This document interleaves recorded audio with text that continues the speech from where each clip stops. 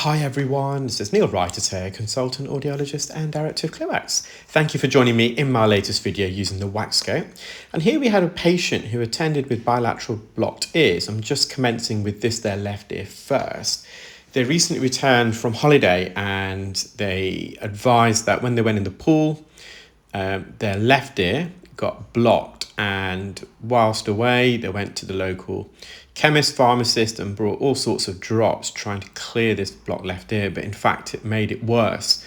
And just by visualizing the wax, it's very soggy, very wet, very damp, particularly deeper on the ear when it's stuck on the eardrum. So we are going to remove some of this sticky, soggy, damp wax directly off the eardrum. I suspect they were using either sodium bicarbonate drops or hydrogen peroxide drops, and because of all the water that's been in the ear and it's got trapped, it's got waterlogged, it was quite a smelly ear. Now, earwax can let off a bit of a rancid, acidic smell because earwax by nature is mildly acidic, around 5 to 5.5 on the pH scale. So it was a bit of a smelly ear. We normally get that with infected ears. Now, there's no visible otorrhea. So otorrhea is a medical term given for ear discharge. There's no real inflammation or swelling. So I have just recommended this patient to keep their ear dry and also to get some acetic acid spray over the counter. I'll come back to that in a moment. So what you can see now, I've just changed the view slightly. I've just straightened the ear canal. So this more medially impacted soggy wet wax is more centrally aligned. The patient did have a bit of a hairy ear canal, as you can see. So what acetic acid does, it helps to reacidify the ear. When you get water in your ear, typically, well, at least in the UK, water has got a neutral pH, so it can elevate, it can increase the pH level of the ear to a more neutral pH, which then provides the perfect breeding ground and environment for more pathogenic bacteria such as Pseudomonas aeruginosa.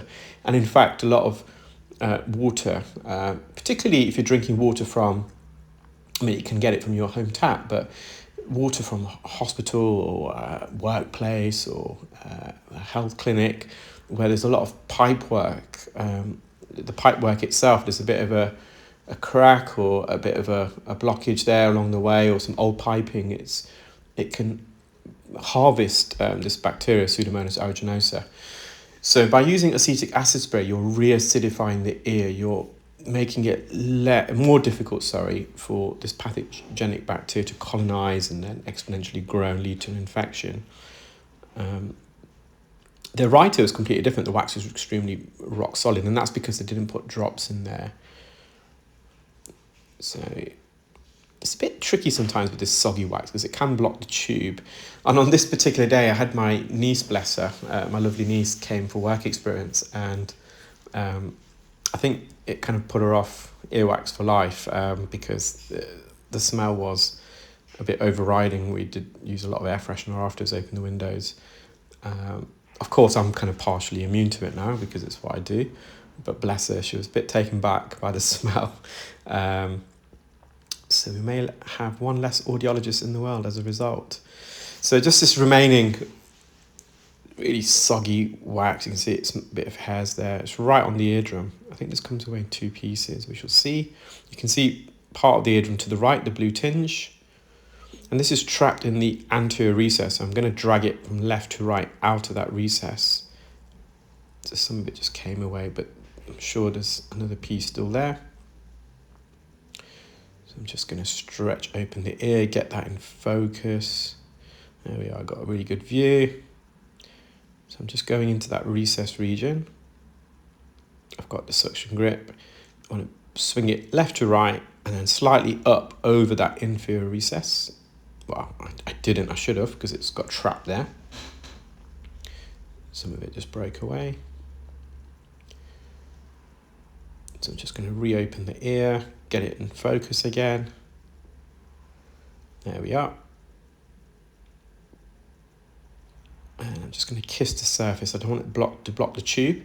If I apply too much pressure, it may just seal the entrance. But as I mentioned, when it's soggy like this, it's quite difficult to sometimes get a good suction grip. Some of it broke away. in the mid canal. Just going to clear this for the patient. So I don't really think they need any antibiotics or steroid drops. As I said, there's no discharge, there's no edema or swelling. The ear is just damp and wet, and obviously all this soggy wax and skin is not going to help. So there's a need to dry out the ear, and ear calm can help do that. Not only does it reacidify the ear, it's got a drying agent, so it can help dry up the ear a little bit. Bit hairy at the top, so I'm going to rotate the specular in a moment to get a better view. Just a few bits and bobs that I'm going to mop up. You spoiler that you can't clear all this. It's staining a lot of this because it's wet. It's coating against the canal wall. So, but any loose bits we shall get. So there's some here to the left, the darker piece. This is just past the second bend. Well, it's on the boundary of the second bend. You can just see how soggy it is. There's a little bit to the floor and a bit right up against the eardrum, just before the eardrum. I'm going to zoom in, I think, for that. So let's have a look. No, I'm just going to get this midsection first. Again, we don't want to touch the bony canal wall because it's really, really sensitive. So I'm just hovering over. If it comes away, brilliant. If not, I'm just going to leave it.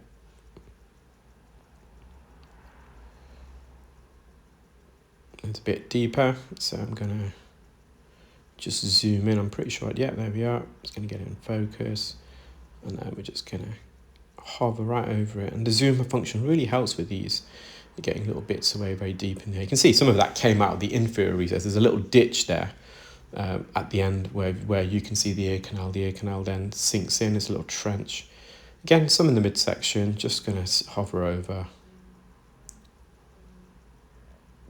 I think some of it comes away, but I'm going to leave the rest because otherwise you're grazing the canal, and that can lead to trauma. That's iatrogenic trauma. So I'm really pleased with that. So I've just rotated the specular. So with the case of the left ear, the fewest hairs will be on the bottom left corner. So the slot is there, and I can see the top part of the eardrum. There is a bit of skin there, macerated skin. That's the central part of the eardrum, and that's the inferior portion. So moving on to the right side, just going to stretch open the ear. Both ears are quite narrow at the entrance. So this boulder of wax is a lot drier. They've not been using any drops.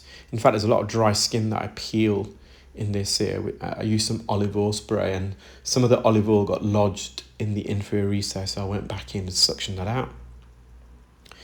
So I'm just trying to separate this from the back part of the ear canal, giving it a little wriggle, just to mobilize it. I think I've loosened it, and we're going to slowly come out of the ear now. And as I'm coming out with the specular so it doesn't get trapped. So you've got some dry skin just on the second bend or just past it. I'm going to reduce the brightness a little bit because with skin it can be very reflective because it contains keratin. But this skin was quite dry, it's quite thick, so it wasn't peeling too well.